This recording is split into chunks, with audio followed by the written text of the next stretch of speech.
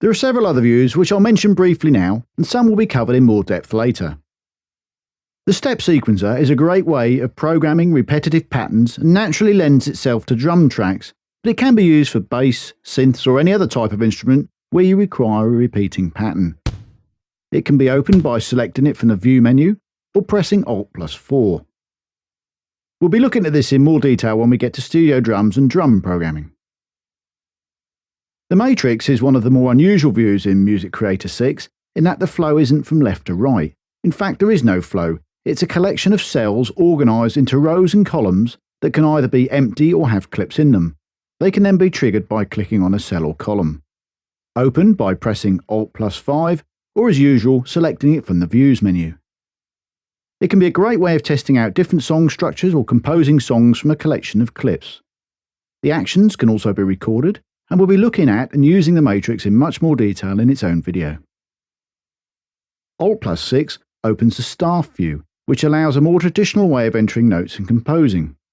As well as a traditional staff, there's also a tab view and guitar fret view. Note entry is done by selecting the required note duration from the HUD and left-clicking on the staff, tab line or guitar fretboard.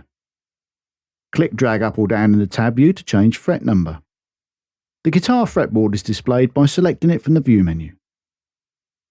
The tab view, staff type and other display options are set by right-clicking over the main viewing area and selecting Layout from the context menu. It has a track pane similar to the PRV and buttons for adding lyrics, chords, expression, hairpin and pedal marks. One thing to note here is that the display resolution needs to be set correctly to display notes as expected.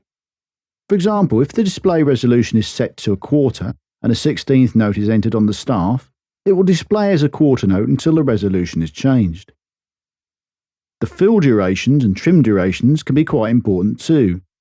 If you play and record a live performance, there are going to be notes that aren't exactly on the beat or an exact musical length. When this is displayed with pinpoint accuracy, the notation can get very busy and you probably don't want to see that much detail. Fill duration and trim duration does as it says and adjusts the display accordingly. It doesn't alter the underlying data though. You can see the differences on this track that was played live on a keyboard. If you're entering notes via the staff view, you probably want these turned off for notes to display correctly. There's also a loop construction view, which is used for working with audio loops. That's opened by double-clicking on an audio clip, the usual menu selection method, or Alt+7 shortcut. We'll take a look at it in more detail later. The event view shows any tracks on a track in list form. An event is something that happens on the track. A note is an event, as are patch changes in the start of an audio clip. They can be filtered by type, edited and deleted in this view, and the options available depends on the event type. Time runs from top to bottom, and each event has its own line, so there are several events at the same time, they all appear on a separate line. The lyrics view can be used to enter text such as lyrics or a narration track. Lyric events are associated with an event in a MIDI track and they should be placed in one.